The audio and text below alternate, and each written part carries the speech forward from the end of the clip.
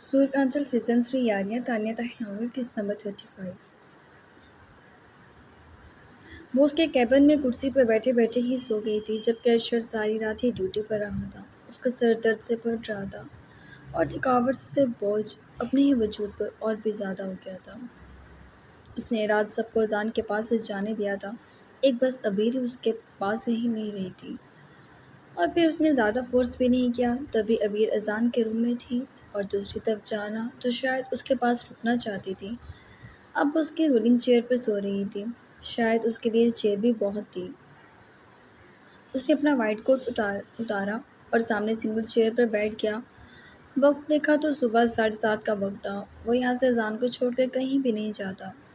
पहले ही उसे आइस पर पहली बार गुस्सा चढ़ा था कि सब कहते थे वो रूठ कर छुप जाता है, लेकिन दर हकीकत ये आदत आइस की थी। वो जब छुप जाता महीनों शक्ल नहीं दिखाता था। वो पे वो पेपर वेट को घुमाते सामने सुकून से सांस भरती अपनी बीवी को देखने लगा और अचानक उसके मोबाइल पे कॉल बजी तो जाना हड़बड़ा कर उठी और अर्शद ने आर्यन की कॉल उठा ली। तुम हॉस्पिटल में हो? उसने सवाल किया। वो आज काफ़ी संजीदा हो गया था। हाँ, क्यों? अर्शद ने सवाल किया। मैं आ रहा हूँ अजान के पास, तुम घर जाके रेस्ट कर लो। वो उसका ख्याल करता बोला जबकि अर्शद ने गहरा सांस भरा। थैंक्स। वो जैसे खुद भी चाहता था कुछ रेस्ट करना, वरना वो खुद भी बीमार पड़ सकता था। जाना ने अर्शद की सिम देखा और शर्मिंदा ही रह गई। वो सिर्फ नज़रों से उसे देख रहा था। उसने उसे रोका था और वो सो गई। वो चंद लम्हे भी उसका साथ न दे सकी जबकि वो सारी रात जागता रहा और कितनी रातों से जाग रहा था। अर्शद ने कॉल डिस्कनेक्ट की और अपनी गाड़ी की चाबी की जानिब इशारा किया जो जाना के साथ वाली टेबल पर पड़ी थी। जाना ने वो चाबी उठाई और उसकी सिमट बढ़ा दी। वो चाबी लेके उठ गया। अपना सामान वहीं छोड़ के वो बालों में हाथ फेरता उठा तो जाना भी उसके साथ ही उठी और वो बाहर निकला तो वो उसके साथ थी। अर्शद ने एक नज़र अजान को देखा। अबीर उसी तरह उसका हाथ थामे सो रही थी। वो हल्का सा मुस्कुराया। अजान काफ़ी खुशकिस्मत था। वो उसी तरह बाहर निकल गया और जाना ने भी उन दोनों को देखा। मालूम नहीं क्यों जो अर्शद ने महसूस किया उसे बिल्कुल हूबहू महसूस हो गया था। वो दोनों गाड़ी की जानिब आए तो अर्शद ने उसके लिए दरवाज़ा खोल दिया। खामोशी से वो गाड़ी में सवार हो गई और जैसे ही गाड़ी में सवार हुई उसे आप ही नज़र आई। वो उसी की सिमत देख रही थी। जाना के वजूद में करंट सा दौड़ गया। वो सीधी वो सीधी हुई और उससे पहले कुछ बोलती अर्शद ने गाड़ी आगे बढ़ा ली। जाना ने मुड़ कर देखा।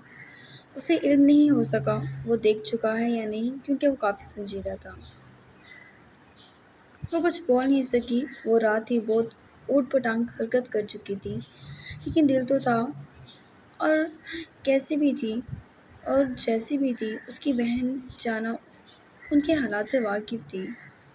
वो बेचैन बैठी थी और अरशद ड्राइव कर रहा था।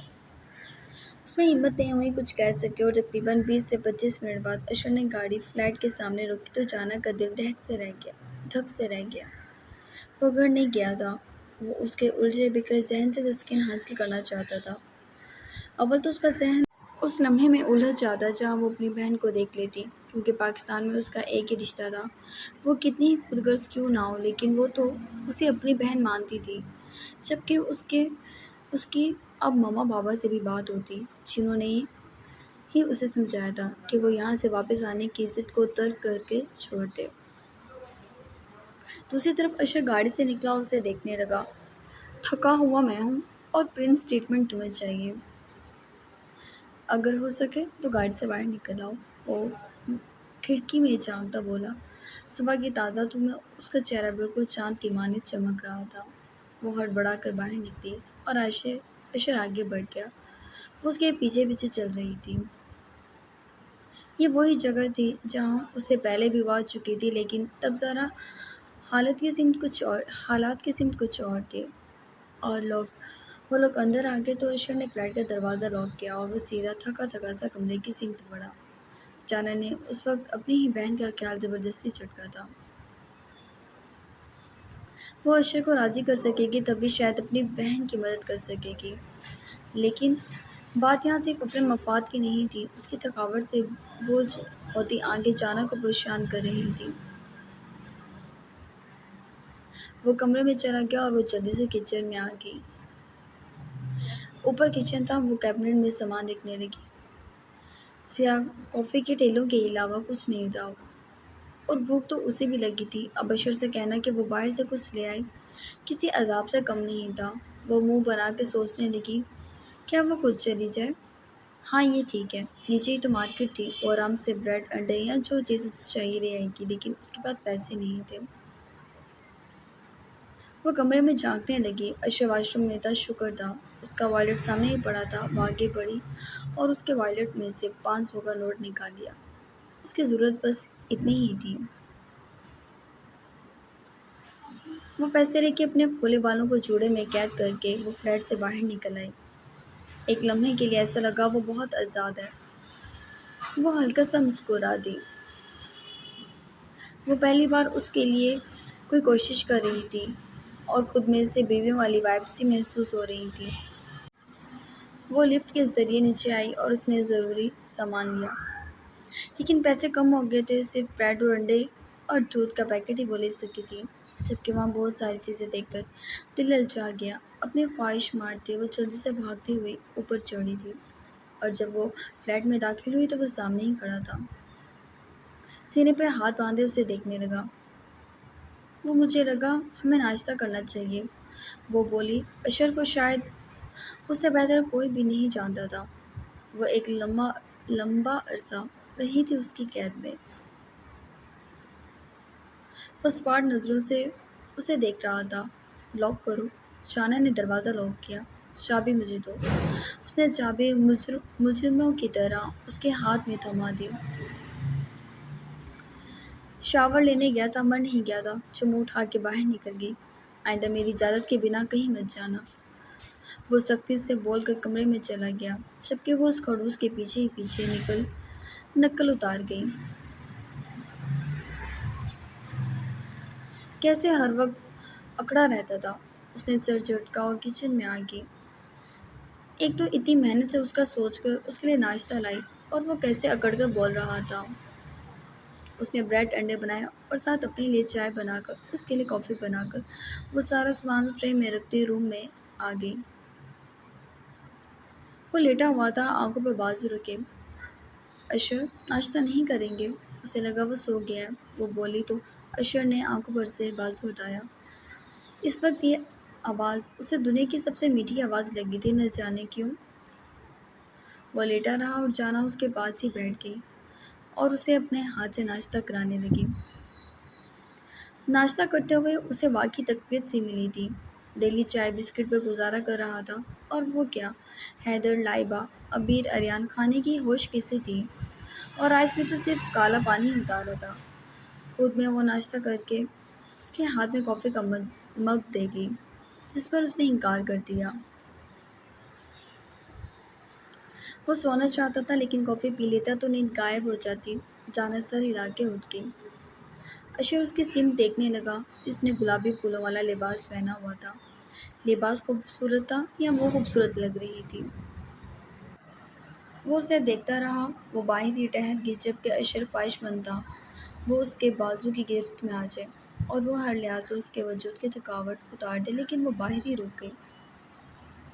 اس کی پیشانی پر بل پڑے اور وہ جھٹکے سے اٹھا، غصہ الگ چڑھا تھا۔ وہ باہر آیا تو وہ مزے سے موبائل استعمال کرنے لگی ہوئی تھی۔ اس کے نزدیک جا کر اس نے اس کے ہاتھ سے موبائل چھینا اور صوفے پر پھینک دیا،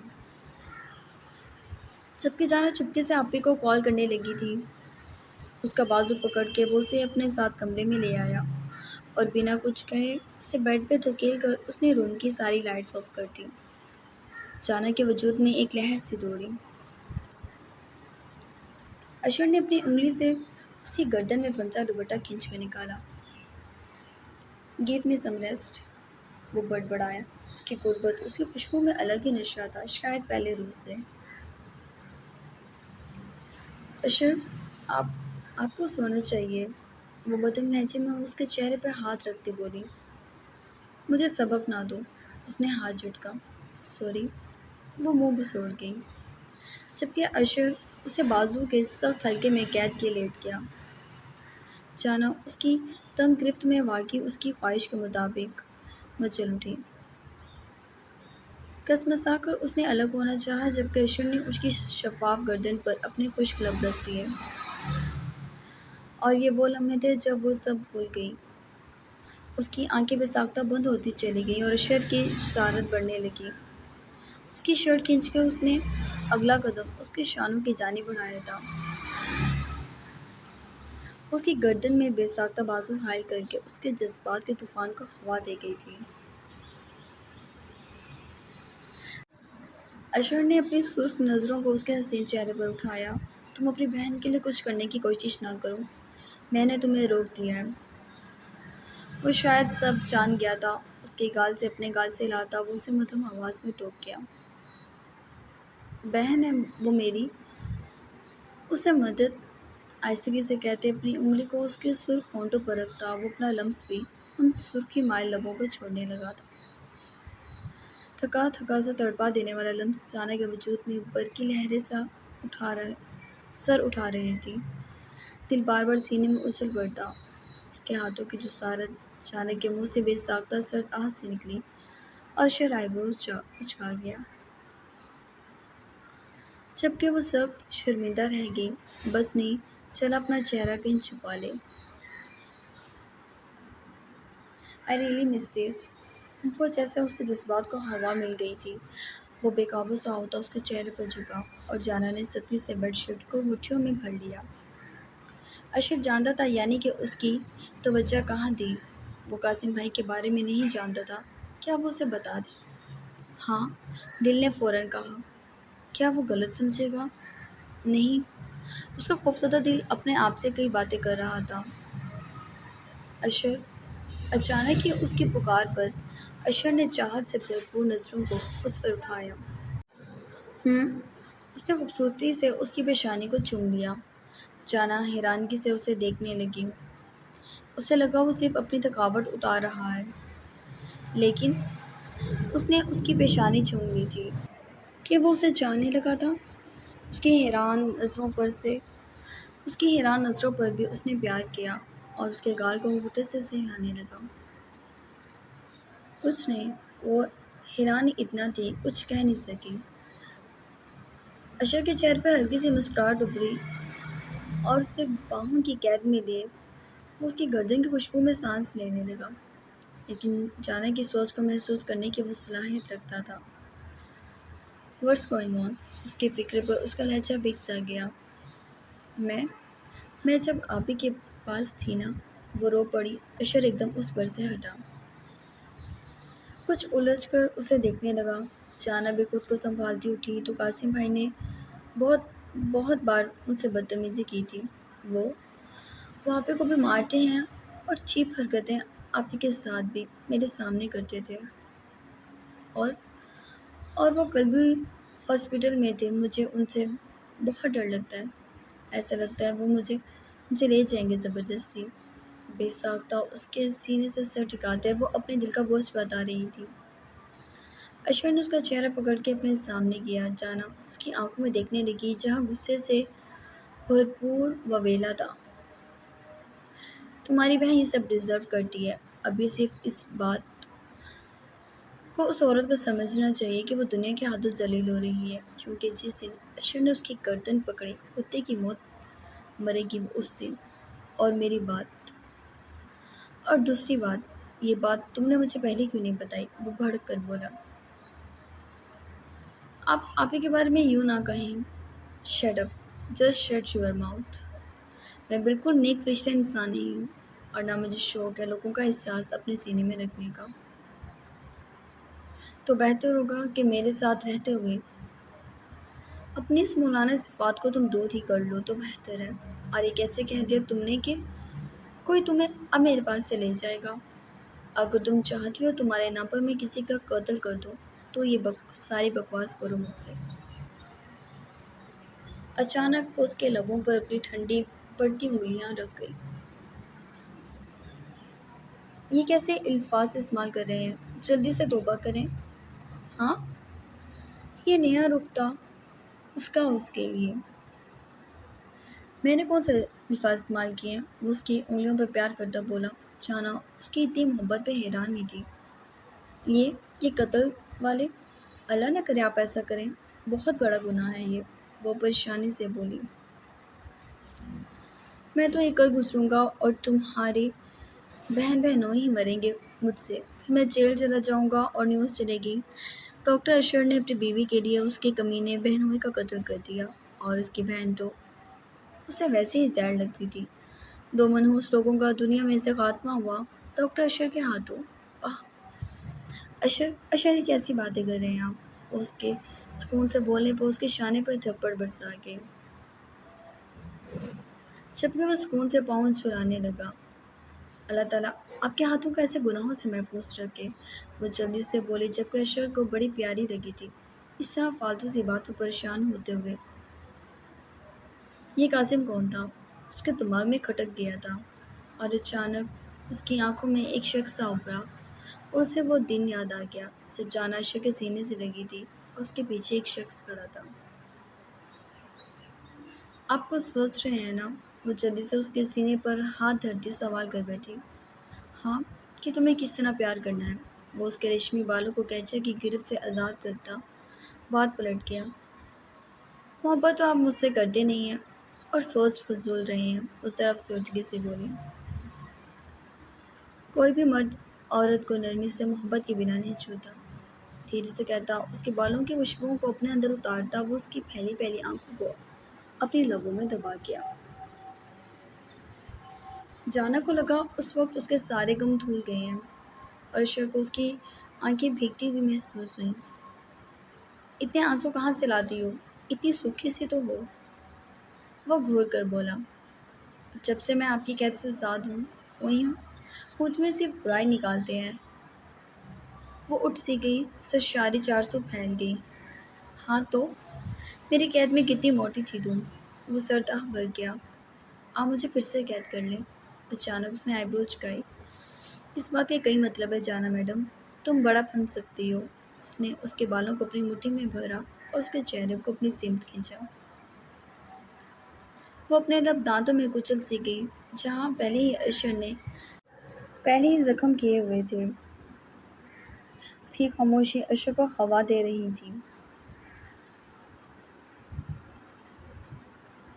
اس کے الفاظ be ready for pregnant one more time.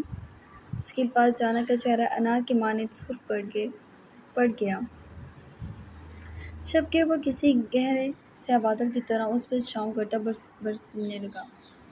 جانا کے لیے یہ لمحہ خوبصورت تر ہو گئے کہ جب اس نے معمولی سا ہی اسے اظہار کیا۔ وہ اکثر سوچتی تھی وہ اسے بہت چاہت سے چھوتا ہے اور اس کا چھونا خوش فہم کر دیتا تھا، لیکن اس کا لہجہ اور الفاظ دل دکھا دیتے تھے، اور اب سب بدل گیا، وہ اسے محبت کرنے لگا تھا۔ یہ تو معجزہ ہی تھا۔ اشر کی جنون خیزی کو سہتے وہ ہلکان سی ہوتی اس کے بالوں میں اپنی انگلیاں پھنسا گئی، جبکہ وہ دیوانہ وار اس پر چاہت لٹا رہا تھا۔ کمرے کی معنی خیز سی خوشبو، معنی خیز سی خاموشی، اور اس میں جانب اور لٹائے جانے والے اشر کی محبت، دونوں کے دلوں کا یہ ملن بہت حسین تھا، اور معلوم نہیں کتنا وقت وہ اس کو اپنے پیار کی برسات میں ایسے بھگوتا رہا، جیسے وہ دنیا کی واحد عورت ہے جس کو وہ چاہے گا، اور شاید ایسا ہی تھا، لیکن محبت کے امتحان بڑے سخت تھے، جن سے شاید گزرنے کی باری اب اشر کی تھی۔ اشر بس، کامتے لب تھکاوٹ سے بھرپور لہجہ اس کے آگے ہاتھ جوڑ گیا، جبکہ اس نے اس کے انہی ہاتھوں کو اوپر تکیے سے لگا کر اس کی گردن میں چہرہ چھپا لیا۔ مجھے واقعی اندازہ نہیں تھا تمہاری قربت میرے سینے میں تمہاری محبت کو قید کر لے گی۔ کیا تمہیں یہ قید منظور ہے؟ وہ سرگوشیاں کرنے لگا۔ جانا مدھم سا مسکرا دی اور ہلکا سا سر ہلایا، تو اشر نے اس کی جان کو رہائی دے دی۔ اس نے گھڑی میں وقت دیکھا، یہ رات ہونے کے قریب تھی۔ اسے ترس سا آیا اپنی بیگم پر جو بالکل نڈھال تھی۔ وہ ہلکا سا مسکرا کر اس پر کمفرٹر ڈالتا، اس کو باہوں میں قید کیے جلدی سو گیا۔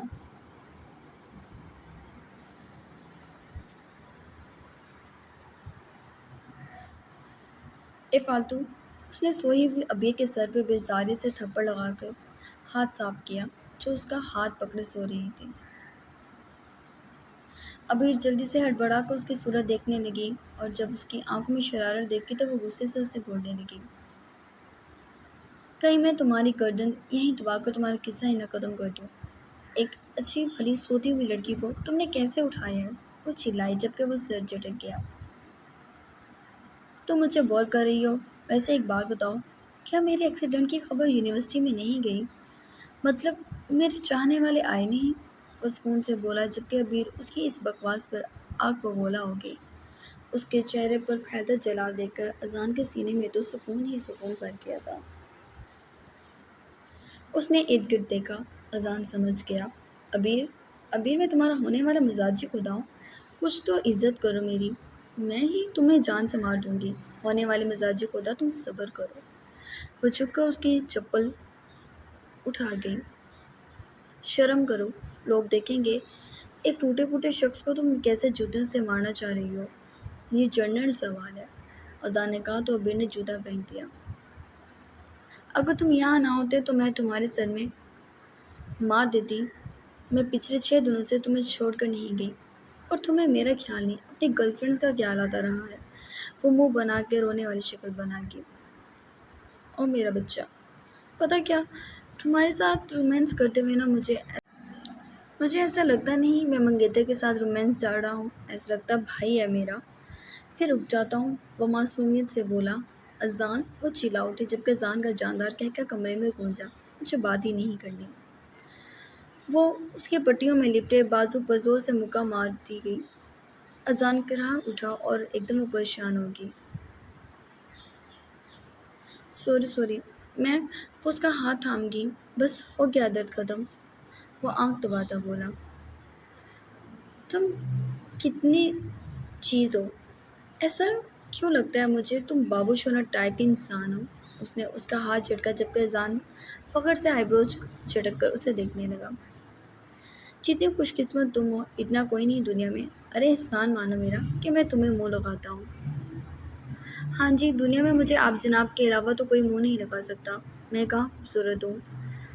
ہائے بابو، آپ کے احسان تلے تو دب گئی یہ کنیز، وہ بھرپور اداکاری سے بولی جبکہ اذان منہ بگاڑ کر اسے دیکھنے لگا۔ کتنی عجیب لگ رہی ہو، وہ چھرچری لے کر بولا جبکہ ابیر اس کھلی بےعزتی پر لب دبا گئی۔ تم چاہتے کیا ہو مجھ سے؟ وہ اٹھی اور اس کی گردن جگڑ لی۔ تمہیں؟ وہ پھر سے آنکھ دبا کر بولا جبکہ ابیر پر تو اس کی ان باتوں کا بہت جلدی اثر ہوتا تھا۔ اذان ہلکا سا مسکرا دیا۔ ادا سے بات ہوئی ہے تمہاری؟ اچانک کسی احساس کسی خیال کے تحت وہ بولا جبکہ ابیر نے سنجیدگی سے اسے دیکھا اور اس کا ہاتھ تھام کر بیٹھ گئی۔ اذان نے بھی اس کا ہاتھ اپنے ہاتھ میں ایسے تھام لیا جسے کبھی نہ چھوڑنا ہو۔ وہ ایک خود غرض لڑکی ہے اور میں اس سے کوئی بات نہیں کرنا چاہتی۔ ابیر کی بات پر اذان نے ترچھی نظروں سے اسے دیکھا۔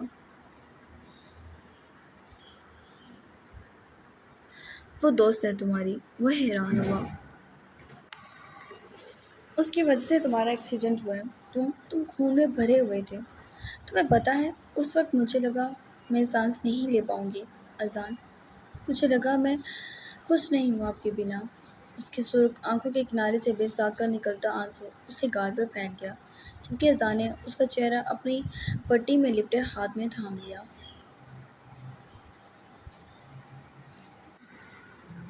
یہ میری قسمت میں لکھا تھا، اس میں ادا کا کوئی قصور نہیں، وہ پیار سے اس کے آنسو صاف کرتے بولا۔ سرشاری سے بھی اس کے منہ سے اپنے لیے آپ سن کر اچھا لگا، ایسا لگا اس کی اہمیت ہے اور شاید محبت کی خوشبو کو اذان نے خوبصورتی سے محسوس کیا تھا۔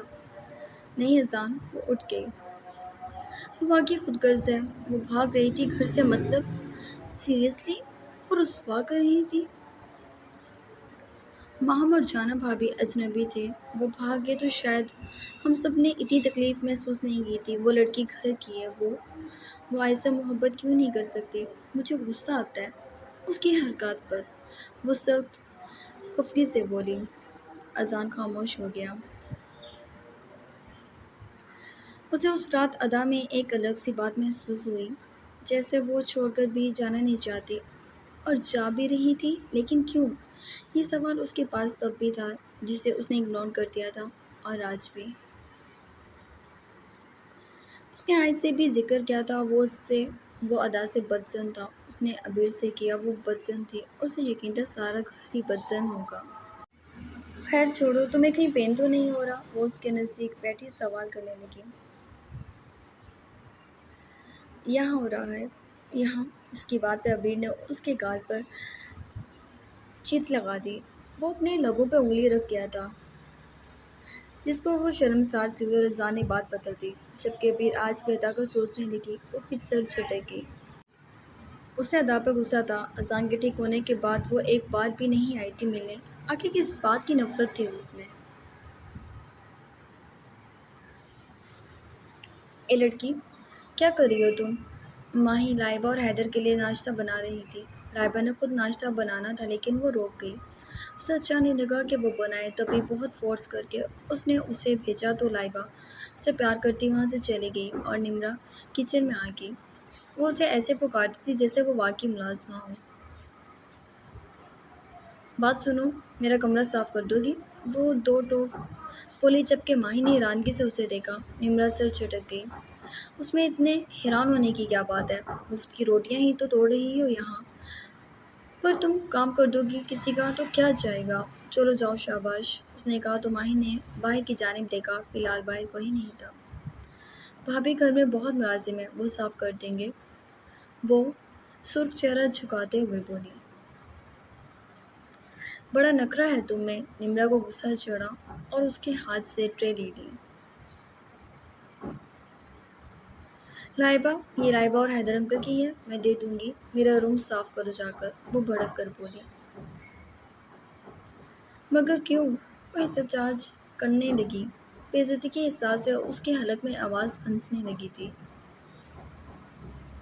جبکہ نمرہ نے اسے ذلیل کرنے کی ٹھان لی تھی۔ شرافت ہے، جا کے میرا کمرہ صاف کرو۔ اس نے اسے زبردستی باہر دھکیل دیا، جبکہ دوسری طرف ماہی کی آنکھیں بھیگ گئیں۔ کیا وہ شکایت کرتی اس کی؟ وہ اس گھر کی بہو تھی، اور ماہی کی بھی، اور ماہی کی ابھی اس گھر میں کوئی حیثیت نہیں تھی۔